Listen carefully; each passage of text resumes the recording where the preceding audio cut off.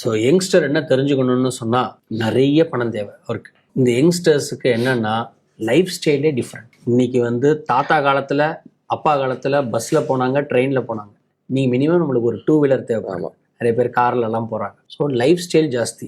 Swiggy ஜொமேட்டோலாம் கிடையாது. ஆனால் இன்றைக்கி ஸ்விக்கி ஜொமேட்டோலாம் இருக்குது. இன்றைக்கி வந்து அறம் செய்ய விரும்பல, பொருள் செய்ய விரும்பாயிடுச்சு. இன்றைக்கி நம்மளுக்கு நிறைய பணம் தேவைப்படுது. நிறைய பணம், யங் ஏஜ், இது ரெண்டுமே வந்து ஒரு டெட்லி காம்பினேஷன். அவர் என்ன பண்ணா 3000 அக்ரஸிவா ஈக்விட்டியில இன்வெஸ்ட் பண்ணும். மார்க்கெட்டு ரிட்டர்ன்ஸ் இதெல்லாம் எதுவும் பார்க்கக்கூடாது. 20 வருஷத்துக்கு என் பணம் இல்லை, என்னுடைய செலவே சேமிப்பா இருக்கும்.